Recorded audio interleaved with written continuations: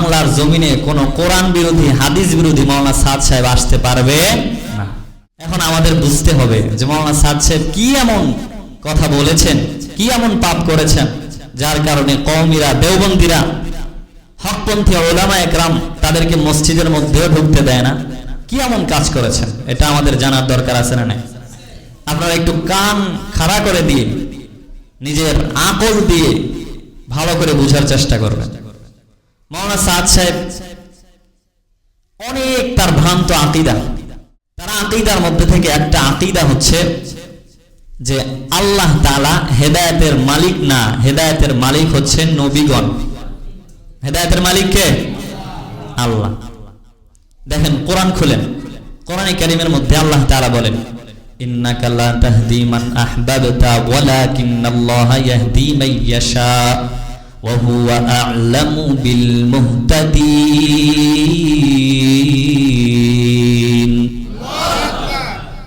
আল্লাহ তাআলা এই আয়াতের মধ্যে বলেন, নবী আমার, লা তাহদি মান আহবাবতা, আপনি যাকে পছন্দ করেন তাকে হেদায়েত দিতে পারেন না।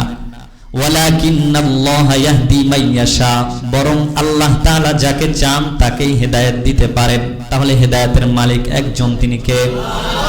আওয়াজ দিয়ে বলেন, হেদায়েতের মালিক কে? হেদায়েতের মালিক যে আল্লাহ, এই কথাটা বলেছেন কে? আল্লাহ। আর মাওলানা সাদ সাহেব উনি বলতেছেন যে হেদায়েতের মালিক আল্লাহ না, হেদায়েতের মালিক হচ্ছে নবীগণ। যদি হেদায়েতের মালিক আল্লাহ হইতো তাহলে যুগে যুগে যুগে যুগে যুগে যুগে আল্লাহ তাআলা নবী প্রেরণ করতেন না। নাউজুবিল্লাহ।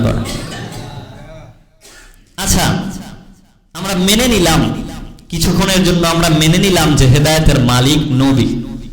তাহলে আমরা নবী জ্ঞানের দিকে তাকাই। মুহাম্মাদুর রাসূলুল্লাহ সাল্লাল্লাহু আলাইহি ওয়াসাল্লাম আমাদের শেষ নবী। ওনার চাচা ছিল আবু তালেব। আবু তালেব নবীকে এত বেশি ভালোবাসতেন যে একজন বাদী এসে সুসংবাদ দিয়েছে যে তোমার ভাতিজা জন্মগ্রহণ করেছে। সাথে সাথে আবু তালেব খুশি হয়ে আঙ্গুলের ইশারায় ওই বাদীকে আযাদ করে দিয়েছেন। সুবহানাল্লাহ। মুহাম্মদকে এত বেশি ভালোবাসতেন নবী আমার, আবু তালেবকে জান প্রাণ দিয়ে ভালোবাসতেন। বারবার রিকোয়েস্ট করেন, চাচা ঈমান আনেন, ঈমান আনেন, ঈমান আনেন। কিন্তু শেষ পর্যায়ে কি হলো? শেষ পর্যায়ে ঈমান না আনে বেদুইন হয়ে মারা গেল। হাদিসের মধ্যে আসছে যে জাহান্নামীর যে সবচাইতে নিম্ন স্তরের শাস্তি সেটা আবু তালেবকে দেওয়া হবে। কারণ হচ্ছে মুহাম্মদকে বেশি ভালোবাসতো। সর্বনিম্ন স্তরের শাস্তি সেটা কি? সেটা হচ্ছে দুইটা জুতা, আগুনের জুতা পরিধান করায় দেওয়া হবে। যে আগুনের জুতা পরিধান করার কারণে ওই গরমে মানুষের মগজটা ভাতের ফ্যানের মতো টকবক টকবক করে ফুটতে থাকবে। নাউজুবিল্লাহ। মুহাম্মাদুর রাসূলুল্লাহ সাল্লাল্লাহু আলাইহি ওয়াসাল্লামকে চাচা আবু তালেব খুব ভালোবাসতেন। মুহাম্মদ সাল্লাল্লাহু আলাইহি ওয়াসাল্লাম উনিও নিজের চাচা আবু তালেবকে ভালোবাসতেন, অনেক ভালোবাসতেন। চেষ্টা করছেন যাতে জাহান্নামের আযাব থেকে চাচা মুক্তি পায়। কিন্তু শেষ পর্যায়ে ঈমান হারা হয়ে চলে গেল, জাহান্নামী হয়ে গেল। আচ্ছা, যদি নবীর হাতে হেদায়েত থাকতো, নবী যদি হেদায়েতের মালিক হইতো, তাহলে কি আমাদের নবী নিজের চাচাকে হেদায়েত দিয়া ঈমান আনায়া জান্নাতি বানাইতে পারতেন না? পারতেন। কিন্তু আপনারা হাদিসের কিতাব খুলে দেখেন, আবু তালেব বেঈমান হয়ে মারা গেছে। যদি নবীজির হাতে ঈমান থাকতো তো আবু তালেব, আবু লাহাব এরা বেঈমান হয়ে কবরে যাইতো না। সুতরাং বোঝা যাচ্ছে হেদায়েতের মালিক একজন, তিনি কে? আল্লাহ। মাওলানা সাদ সাহেবের এটা একটা ভ্রান্ত আকীদা। তাহলে এখানে একদম স্পষ্টভাবে তিনি কোরআনের বিরোধিতা করলেন কি করলেন না? এখন যদি কেউ কোরআনের একটা আয়াতের দরকার নেই, যদি একটা হরফের বিরোধিতা করে তাহলে তার ঈমান থাকবে না, যাবে? আপনারাই ফতোয়া দিচ্ছেন মসজিদের মধ্যে। তাহলে তারা যদি আসে, কোন জামাত নিয়ে আসে সাতপন্থীরা, তাহলে তাদের ঢুকতে দেওয়া যাবে? যাবে না। মাওলানা সাদ সাহেব বলেন, কেউ যদি কোরআন শরীফ কেউ যদি অর্থ না বুঝে তেলাওয়াত করে তাহলে সওয়াব তো হবেই না, বরং প্রত্যেকটা হরফে হরফে কবিরা গুনাহ হবে। নাউজুবিল্লাহ। অথচ আল্লাহ রসুলের হাদিস খুলেন, আল্লাহ রসুল হাদিসের মধ্যে কি বলে দেখেন। ক্বালান নবী সাল্লাল্লাহু আলাইহি ওয়াসাল্লাম মান ক্বারাআ হারফাম মিন কিতাবিল্লাহি ফালাহু হাসানা ওয়াল হাসানাতু বিআশরি আমসালিহা। নবী আমার এই হাদিসের মধ্যে বলেন, মান ক্বারাআ হারফাম মিন কিতাবিল্লাহ, যে আল্লাহ তাআলার কিতাব থেকে একটা হরফ তেলাওয়াত করবে, ফালাহু হাসানা, সাথে সাথে আল্লাহ তাআলা তাকে নেক দান করে দিবেন। সুবহানাল্লাহ। এখানে কি আল্লাহ রসুল বুঝা বা না বুঝা এমন কোন কথা যোগ করেছেন? আল্লাহ রসুল কি বলেছেন যে বুঝে পড়লে হাসানা, না বুঝে পড়লে কবিরা গুনাহ, এমনটা বলেছেন? বলেন। আল্লাহ রসুল বলেছেন মান ক্বারা হারফাম মিন কিতাবিল্লাহ ফালাহু হাসানা, যে একটা হরফ পড়বে সাথে সাথে আল্লাহ নেক দান করে দিবেন। কত নেক? নবী বলেন ওয়াল হাসানাতু বিআশরি আমসালিহা, একটা হরফ পড়লে কয়টা নেকি? 10টা নেকি আল্লাহ তাআলা দান করে দেন। নবী আমার বলেন, আমি বলি নাই যে আলিফ লাম মিম তিনটা পড়লে 10টা নেকি, বরং আমি বলেছি আলিফ পড়লে 10টা নেকি, লাম পড়লে 10টা নেকি, মিম পড়লে 10টা নেকি। কেউ যদি আলিফ লাম মিম পড়ে তাহলে আল্লাহ তাআলা সাথে সাথে 30টা নেকি দান করে দিবেন। সুবহানাল্লাহ। তাহলে মাওলানা সাদ সাহেব কি বললেন? কোরআন না বুঝে পড়লে কোনো সওয়াব নাই, বরং সে প্রত্যেকটা হরফে কবিরা গুনাহ হবে। আচ্ছা, আমাদের মধ্যে কয়জন আছি যে কোরআনের তরজমা করতে পারি? তরজমা তো দূরের কথা, কাউকে যদি বলা হয় সহিহ শুদ্ধ করে কোরআনের যে 29টা হরফ আছে এই হরফগুলো একটু পড়েন, তাহলেই তো একদম শেষ হয়ে যাবে। অনেকে আছে যে আলিফ বা তা 29টা হরফ সহিহ শুদ্ধভাবে শিখতেই কয়েক বছর কেটে যায়, যায় কি যায় না? এক হা আইন কফ এই শব্দগুলো পড়তেই তো জীবন শেষ হয় না, তাহলে ওই লোকটা তরজমা কবে শিখবে? আমরা মাদ্রাসায় 14-15 বছর মাদ্রাসায় পাশা ঘুষ পারতেছি, তারপরেও ভালো করে কোরআনের তরজমা শিখতে পারতেছি না। আর এই মাওলানা সাদ সাহেবের কথা অনুযায়ী মানুষ, সাধারণ মানুষ কিভাবে কোরআনের তরজমা শিখবে? সুতরাং এখান থেকে বোঝা যায় যে তার এই চিন্তা ভাবনা, তার এই চেতনা এটা নয়, বরং তার চিন্তা ভাবনা হচ্ছে মানুষদেরকে কোরআন থেকে আস্তে আস্তে মানুষদেরকে কোরআনের তেলাওয়াত থেকে দূরে সরায় দেওয়া। কথা বলেন ঠিক কিনা? আস্তে আস্তে সে চাচ্ছে যে মানুষ যেন কোরআন তেলাওয়াত ছেড়ে দেয়, কোরআন যেন আস্তে আস্তে আস্তে আস্তে মানুষের জবান থেকে বিচ্ছিন্ন হয়ে যায়। তার এই যে আকীদা, এটা হাদিসের পক্ষে না বিপক্ষে? জোরে বলেন, হাদিসের পক্ষে না বিপক্ষে? প্রথম যে তার কথা ছিল সেটা কোরআনের পক্ষে না বিপক্ষে? তার দুইটা কথাই কোরআনের বিপক্ষে, হাদিসের বিপক্ষে। এখন কোন মানুষ যদি কোরআন হাদিসের বিপক্ষে কথা বলে, তাদের থেকে দাওয়াত নেওয়া, তাদেরকে মসজিদে ঢুকতে দেওয়া যাবে কি যাবে না? আপনারা বলেন যাবে কি যাবে না? তাহলে এরপরে আর তাদেরকে মসজিদের মধ্যে ঢুকতে দিবেন? দেখেন মাওলানা সাদ সাহেব অনেক ভ্রান্ত আকীদা রয়েছে, যে কয়েকটা বলা যায় সময়ের মধ্যে এই কয়েকটাই বলবো। মাওলানা সাদ সাহেব বলেন যে মসজিদে জামাতের জন্য, উপস্থিত হওয়ার জন্য মসজিদ নয়। আমরা যে মসজিদ তৈরি করেছি জামাত আদায় করার জন্য, নামাজ পড়ার জন্য, উনি বলেন যে মসজিদ জামাত আদায় করার জন্য নয়, বরং মসজিদ হচ্ছে দ্বীন দাওয়াতের তাবলীগের কাজ করার জন্য, মসজিদে বসে মশওয়ারা করার জন্য। নাউজুবিল্লাহ। ওনার কথা অনুযায়ী বাড়ি থেকে নামাজ পড়ে এসে মসজিদে শুধু মশওয়ারা করবে। আল্লাহ রসুল হাদিসের মধ্যে কি বলেন দেখেন। আল্লাহ রসুল হাদিসের মধ্যে বলেছেন যে কোন ওজর ছাড়া ঘরে বসে নামাজ আদায় করে, আমার মনটা চায় ওই ঘরটা আগুন দিয়ে জ্বালায় দিই, কিন্তু আমি জ্বালায় দিতে পারি না। কেন? কারণ হচ্ছে ছোট বাচ্চারা থাকে, নারীরা থাকে, এই কারণে আমি জ্বালায় দিতে পারি না।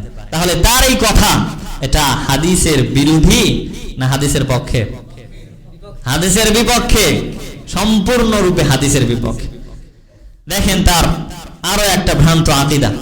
সূরা কাহফের মধ্যে আল্লাহ তাআলা বলেন ওয়ায়াকুলুনা সাবআতু ওয়া সামিনুহুম কালবুহুম কুর রাব্বি আ'লামু বি'iদ্দাতিহিম মা ইয়া'লামুহুম ইল্লা কালিলা। এই আয়াত নিয়ে সে একটা ভ্রান্ত রকমের তাফসীর করেছে। সূরা কাহফের মধ্যে আপনারা জানেন আসহাবে কাহফের একটা ঘটনা রয়েছে। আসহাবে কাহফ, কাহফ বলা হয় একটা গর্তকে। আমরা তার ভ্রান্ত আকীদা জানার আগে এই আসহাবে কাহফ সম্পর্কে কিছু জেনে নিই। কাহাফ বলা হয় গর্তকে, এমন গর্ত যে গর্তের মধ্যে কিছু মানুষ তার সুবিধা অনুযায়ী শয়ন করতে পারে, এমন গর্তকে, বড় গর্তকে কাহাফ বলা হয়। আসহাবে কাহাফ কাকে বলে? যারা ওই গর্তের মধ্যে অবস্থান করেছে তাদেরকে আসহাবে কাহাফ বলে। নবী করিম সাল্লাল্লাহু আলাইহি ওয়াসাল্লামের আবির্ভাবেরও অনেক আগের ঘটনা। আল্লাহ রাসূল যে সময় দুনিয়াতে আগমন করেন নাই, ওই সময় রোমের মধ্যে একটা বাদশা ছিল, নাম হচ্ছে দাকিয়ানুস। কি নাম? দাকিয়ানুস। এই বাদশাটা ছিল বড় জালেম, মানুষের উপর জুলুম নির্যাতনের স্টিম রোলার চালাইতো। তার একটাই নীতি ছিল যে ধর্ম থাকবে শুধু একটা, সেটা হচ্ছে মূর্তি পূজার ধর্ম। নাউজুবিল্লাহ। কেউ যদি মূর্তি পূজা না করে তাহলে তার গর্দান থেকে তার কল্লাটা আলাদা করে দেওয়া হবে। ওই সময় সে মানুষকে জুলুম নির্যাতন করে মূর্তি পূজা করাইতো। এই মূর্তি পূজার জন্য বছরে একটা সে মেলা রাখতো। এই মেলার মধ্যে সমস্ত মানুষকে আহ্বান করত, সবাই আসতো। কেউ যদি না আসতো তার বিচার করা হইতো। তো কোনো এক মেলায়, কোনো এক বছর কোনো এক মেলায় মেলা হচ্ছে, এমন সময় ওই সময় যেহেতু প্রথা ছিল যে কুরবানি যেটা করবে সেটা মূর্তির নামে উৎসর্গ করতে হবে, এই সব কাজকর্ম দেখে আল্লাহর কয়েকটা বান্দা, যুবক, খুব সম্ভ্রান্ত বংশের, রাজকীয় বংশের, রয়্যাল ফ্যামিলির কিছু যুবক, 7 জন যুবক, এরা এই মূর্তি পূজা এটা এদের পছন্দ হয়। এরা বলে যে রব্বুনা ওয়া রব্বুস সামাওয়াতি ওয়াল আরদ, আমাদের এবং আসমান জমিনের রব হচ্ছে একজন, তিনি কে? আল্লাহ। সুতরাং আমরা এই মূর্তি পূজার এখানে থাকতে পারবো না। এইভাবে তারা এক এক করে লোকালয়ে চলে যায়। এই 7 জনের মধ্যে কিন্তু কেউ কাউকে চিনে না। এক এক করে যখন লোকালয়ে 7 জন চলে আসে, তখন একজন আরেকজনকে বলতে থাকে, কি ব্যাপার, তুমি মেলা ছেড়ে এখানে কেন আসছো? রাজা যদি জানতে পারে, দাকিয়ানুস যদি জানতে পারে, তাহলে তো তোমাদেরকে শেষ করে ফেলবে, তাড়াতাড়ি মেলায় যাও। ভয়ে কেউ কাউকে কিছু বলতে পারে না। এক পর্যায়ে সাহস করে একজন বলে যে আমার মন চায় এখানে আমি না থাকি, আমার মনটা চায় আমি বাড়ি ঘর ছেড়ে এমন জায়গায় যাই যেখানে গিয়ে আল্লাহ তাআলার ইবাদত আমি লোকালয়ে করতে পারি। আল্লাহু আকবার। সাহস করে যখন একজন এই কথা বলে, তো বাকি 6 জন বলে, ভাই আমারও তো উদ্দেশ্য এটাই, কিন্তু বাদশার ভয়ে বলতে পারতেছি না। যদি আমি বলে দেই আর তোমরা গিয়ে বাদশাকে বলে দাও তাহলে তো আমাকে শেষ করে দিবে, এই ভয়ে আমি বলতে পারতেছি না। এক পর্যায়ে তারা এই 7 জন রওনা করে কোন এক লোকালয়ের উদ্দেশ্যে। যখন রওনা করে, রাস্তার মধ্যে তারা লক্ষ্য করে যে তাদের পিছনে একটা কুকুর পিছু করেছে, ধাওয়া করেছে। তারা যেদিকে যায় কুকুরও সেদিকে যায়। তারা ডান দিকে তো কুকুর ডান দিকে, তারা বাম দিকে তো কুকুর বাম দিকে। তারা পথ চলা বন্ধ করে দেয় তো কুকুরও থেমে যায়। তারা মনে মনে ভাবছে যে বাদশা মনে হয়, দাকিয়ানুস মনে হয় আমাদের খবর জানতে পেরে এই কুকুরকে পাঠাইছে আমাদের খোঁজ খবর নেওয়ার জন্য। তারা ভীত সংক্রান্ত হয়ে যখন এক পর্যায়ে কুকুরকে ধাওয়া করার ইচ্ছা করে, তখন আল্লাহ তাআলা কুকুরের জবান খুলে দেন। আল্লাহু আকবার বলেন। কুকুর এবার ডেকে ডেকে বলে, ও যুবক, তোমরা যে উদ্দেশ্যে এই ভূমি ত্যাগ করতেছো, আল্লাহ তাআলার ইবাদতের উদ্দেশ্যে, মূর্তি পূজা থেকে দূরে থাকার উদ্দেশ্যে এবং মানুষকে দ্বীনের পথে নিয়ে আসার উদ্দেশ্যে, এক আল্লাহ তাআলার দিকে মানুষকে ডাকার উদ্দেশ্যে, আমি কুকুরও ইচ্ছে করেছি সেই দিকে যাওয়ার। এই কুকুরকে তাফসীরের মধ্যে আসছে যে এই কুকুরকে জান্নাতি কুকুর বলে ঘোষণা দেওয়া হয়েছে। সুবহানাল্লাহ। কোরআনের মধ্যে আল্লাহ রাব্বুল আলামিন বলেন, ওয়া ইয়াকুলুনা সাবআতু ওয়া সামিনুহুম কালবুহুম, তারা ছিল 7 জন, ওয়া সামিনুহুম কালবুহুম, আর তাদের সাথে 8ম জন আরো একটা যেটা ছিল কালবুহুম, সেটা ছিল একটা কুকুর। সেটা কি ছিল? কুকুর ছিল। কুকুর তাদেরকে পথ দেখিয়ে, আল্লাহ তাআলার পক্ষ থেকে পথ দেখিয়ে দেখিয়ে দেখিয়ে তাদেরকে ওই কাহাফ গর্তের নিকটে নিয়ে যায়। তারপরে তারা ওই 7 জন যুবক আল্লাহ তাআলার কাছে দোয়া করে, আল্লাহ তাআলাকে বলে, রব্বানা আতিনা মিন লাদুনকা রাহমা ওয়া ইউহাইয়ি লানা মিন আমরিনা রাশাদা।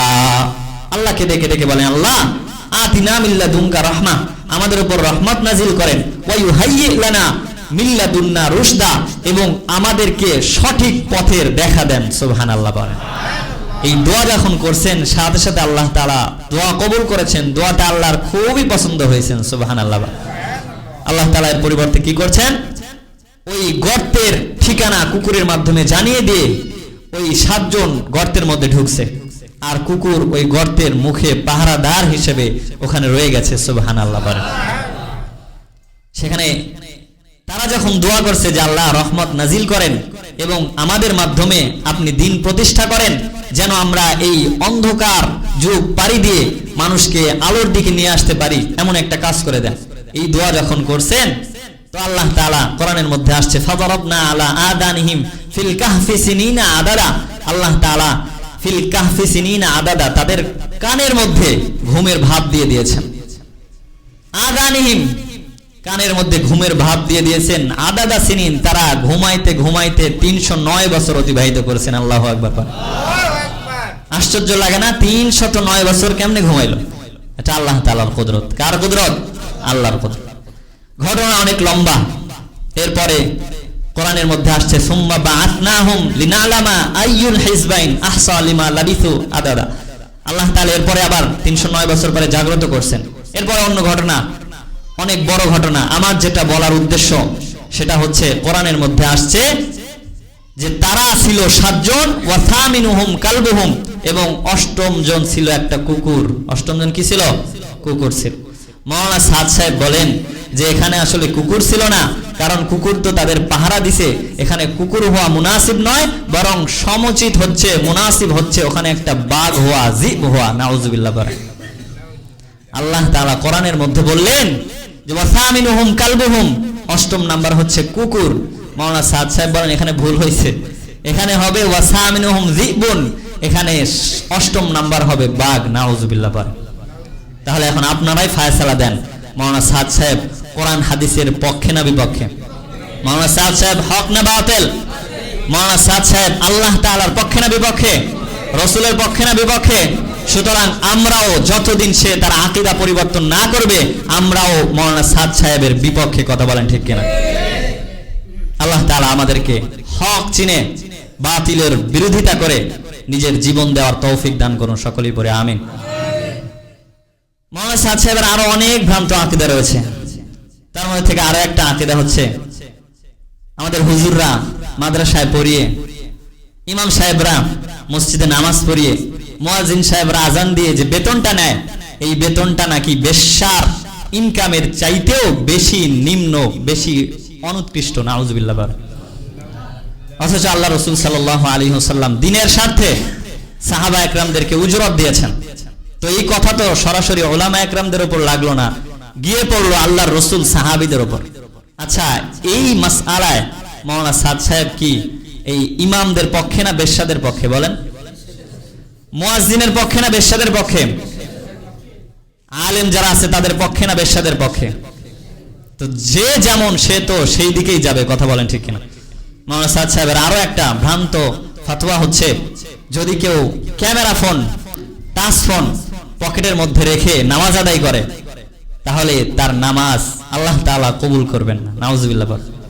অথচ 4 মাযহাবের কোন ইমামই এই ফতোয়া দেন নাই যে টাচ ফোন রেখে নামাজ পড়লে নামাজ হবে না। এক ফুটেজে দেখা গেছে যে মাওলানা সাদ সাহেবের ছেলে মক্কায় গিয়ে নামাজ পড়তেছিলেন, এমন অবস্থায় ওনার পকেটে একটা টাচ ফোন ছিল। তো ওনার বংশের মধ্যে টাচ ফোন রেখে নামাজ পড়ে, অথচ ফতোয়া দিচ্ছে যে টাচ ফোন রেখে নামাজ পড়লে নামাজ হবে না।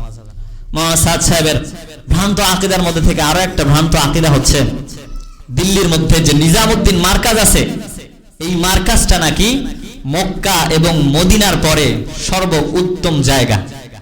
নাউজুবিল্লাহ বললেন না? এটা তো আটরশির একটা ভ্রান্ত আকীদা। আটরশি পীর বলতো যে মক্কা মদিনার পরে আমার এই আটরশির এই জমিন সবচাইতে পবিত্র জমিন। নাউজুবিল্লাহ। উনি ওই মার্কাজে যেহেতু অবস্থান করেন, নিজামউদ্দিন মার্কাজ, এই কারণে উনি এই কথা বলতেন। এই কথা উনি বলেন যে মক্কা মদিনার পরে সবচাইতে পবিত্র ভূমি হচ্ছে নিজামউদ্দিন, নিজামউদ্দিনের ভূমি। নাউজুবিল্লাহ। অথচ আপনি হাদিস খুলে দেখেন, হাদিসের মধ্যে আমরা পাইলাম যে মক্কা মদিনার পরে সবচাইতে পবিত্র ভূমি হচ্ছে বাইতুল মাকদিস। কোনটা? বাইতুল মুকাদ্দিস, মাকদিস, মাকদাস যেটাই পড়েন, কয়েকটা লগাত আছে, কয়েকভাবে পড়া যায়। তো এই বাইতুল মাকদাস, বাইতুল মাকদিস, মুকাদ্দাস, এটা মক্কা এবং মদিনার পরে সবচাইতে পবিত্র ভূমি। অথচ মাওলানা সাদ সাহেব হাদিসের বিরোধিতা করে উনি বললেন যে সবচেয়ে পবিত্র ভূমি হচ্ছে এই নিজামউদ্দিনের এই ভূমি। নাউজুবিল্লাহ। পড়েন, অনেক সময় দেখা যায় যে মসজিদের মধ্যে যদি ঢুকতে না দেওয়া হয়, এই সাদিয়ানের পক্ষ থেকে কিন্তু টাকাও দেওয়া হয়। টাকা দেওয়া লাগুক আর যাই দেওয়া লাগুক, ওরা টাকা হোক আর যাই হোক সবকিছু দিয়ে কিন্তু মসজিদে ঢোকার চেষ্টা করবে। আপনারা সজাগ থাকবেন। টাকা খেয়ে তাদেরকে কখনো মসজিদে ঢুকতে দেওয়া যাবে না। আমি যখন মসজিদে ঢুকলাম তখন আমার দাদা ওখানে একটা বই পড়তেছিল, হাদিসের বই। ওই হাদিস উনি পড়লেন, মান ওয়াক্কারা সাহিবা বিদআতিন ফাকাদ আ'আনা আলা হাদামিল ইসলাম। কেউ যদি সাহেবে বেদাতকে, যারা বেদাতি তাদেরকে সহযোগিতা করে, সে যেন তাকে সহযোগিতা করলো না, বরং দ্বীনকে ধ্বংসের কাজে সহযোগিতা করলো। নাউজুবিল্লাহ। এখন আপনারা যদি তাদের সহযোগিতা নিয়ে মসজিদে ঢুকতে দিয়ে তাদেরকে আপ্যায়ন করে তাদের সহযোগিতা করেন, আপনি তাদের সহযোগিতা করলেন না, বরং দ্বীনকে ধ্বংসের কাজে লিপ্ত হলেন। এখন আপনি বুঝেন এটা করবেন নাকি দ্বীনকে বাঁচাবেন। আল্লাহ তাআলা আমাদেরকে সঠিকটা বুঝার তৌফিক দান করুন সকলেই পড়ে আমিন। ওয়া আখিরু দাওয়ানা আলহামদুলিল্লাহি রাব্বিল আলামিন।